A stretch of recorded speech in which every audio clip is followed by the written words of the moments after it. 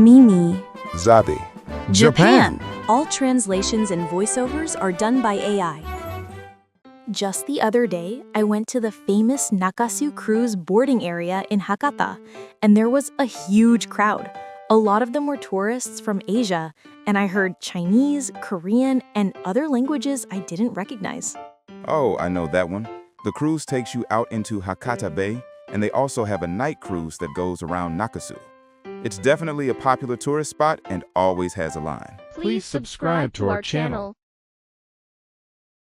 I was thinking about how popular it was when I went to a public restroom in the area, and I was so shocked.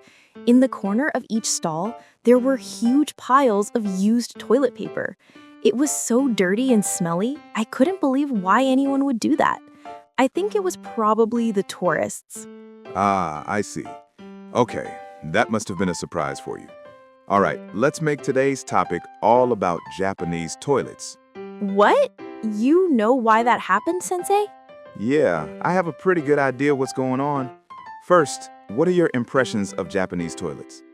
On social media, I've seen tourists get surprised by how clean they are and how high-tech they are, with lids and seats that open automatically. That's right. Japan is often called a toilet-advanced country because they're so high-tech and there are so many types. For people from other countries, Japanese toilets can be a bit complicated.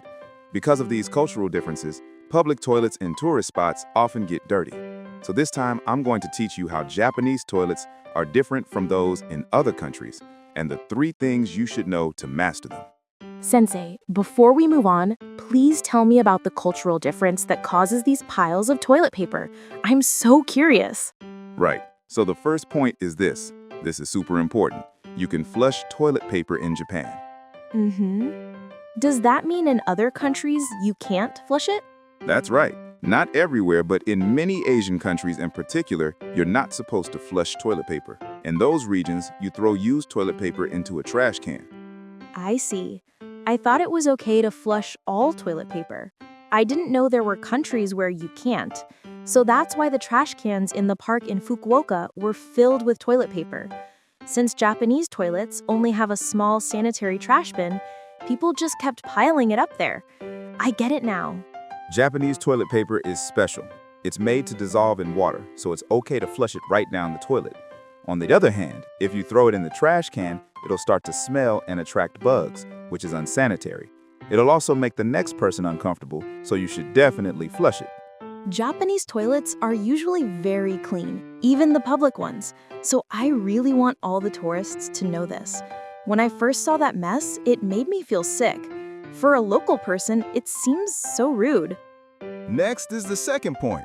You've probably been confused by this too. In Japan, there are too many ways to flush a toilet. Oh, I know. I once saw a tourist at the airport who was panicking because they couldn't figure out how to flush the toilet, so I helped him out. It was one of those sensor-activated ones where you wave your hand over it. Right. In Japan, the flush button or lever can be in a lot of different places. And if the signs are only in Japanese, it's even harder to find. So now I'll show you some of the most common types. First, we have the lever handle type. There are 2 kinds of these. One is a stick-like lever sticking out from the pipes of the toilet that you push down to flush. It can be hidden behind the toilet lid, so check the back. The other is a small lever on the side or front of the tank that you twist to flush. With this type, you can change the volume of water by twisting the lever, right? If you twist it toward dai, which means large, a lot of water flushes. And if you twist it toward sho, which means small, the normal amount flushes. I use them depending on the situation. That's right. Next up is the button type. The flush button is on the wall, and they come in all sorts of looks, so they can be a bit confusing. It's often written in English as F-L-U-S-H, so look for that sign on the wall and press it. Speaking of wall buttons, sometimes there's a red SOS button on the wall, so be careful not to press the wrong one. An emergency alarm will go off and a lot of staff will come running. That's a great point. If you can't read the characters, it's possible you'd mistake a noticeable red button for the flush button. Next is the remote control type of flush button, which is also on the wall. Most toilets in Japan have a bidet function, so the remote has a lot of buttons besides just flushing. And the small flush buttons are usually on the top part of the remote. To be honest, they're hard to find. This type also lets you choose the water volume. Dai is for a lot of water, Show is for a normal amount, and Eco Show is for a small amount of water to save water. Sometimes there are even buttons to open the lid and seat automatically. The remote control type might be the most difficult because it has the most buttons. You're right about that. Next is the sensor type that you were talking about. With these, the water flushes when you wave your hand over the sensor. They can be on the wall or behind the toilet seat. So if I can't find a lever or a button, I should look for a sensor. The last one is the automatic flush type. The toilet flushes automatically when you stand up, which seems to surprise a lot of tourists. I've seen posts about it on social media a few times. And some toilets have lids that open automatically when you walk into the stall. I was so surprised when I first encountered one of those. I almost forgot, we also have to talk about men's urinals. They usually have a flush button at the very top, so it's easy to find. Lately, a lot of them are sensor activated and flush automatically when you leave the spot. Even just talking about it, I realized there are so many different types. I hope that after watching this video, people will study up and not panic on their trip. And for our third point, this is the biggest mystery of Japanese toilets. It's called Oto-hime. Oh, this is so important. I get so disappointed when a toilet doesn't have it. I'm so happy that the Costco toilets have finally installed them recently. I hear a lot of women say that. Oto-hime is a wonderful, unique Japanese feature that plays a sound of flushing water to mask the sound of you using the toilet. It was actually created to solve a problem. In Japan, a lot of women were embarrassed about people hearing them use the toilet, so they would flush the toilet multiple times to cover up the sound. This double flushing became a big waste of water. Before Oto-hime became widespread, I used to do that too. I'd even intentionally make the toilet paper rustle to make noise. That's right. Also, the Oto-hime button is often near the flush buttons, so it can be hard for tourists to tell them apart, and they might get confused.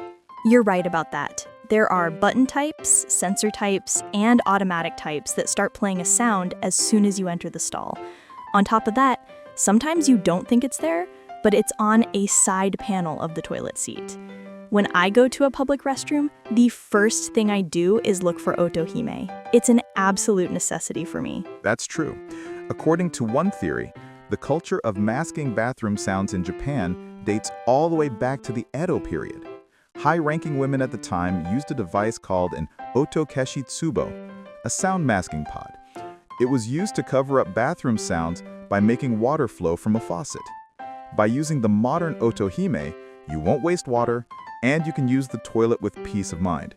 So if you're curious, definitely try it. So, today we've unraveled 3 of the mysteries of Japanese toilets. What do you think? I'm Japanese, and I've lived in Japan my whole life. But thinking about it now, Japanese toilets are pretty unique, aren't they? I'm glad you realized that. Lastly, I want to teach you a practical piece of etiquette. In other countries, you often have to pay a tip or buy something at a store to use a public restroom. But in Japan, they're basically free to use. Oh, right. Public restrooms in Japan are free. That's right. And if you're in a hurry and need to use a toilet in Japan, the most helpful place to go is a convenience store. But convenience stores aren't public facilities. They provide restrooms for their paying customers. So I recommend buying something small as a thank you, like some gum, candy, or a drink. I do that too.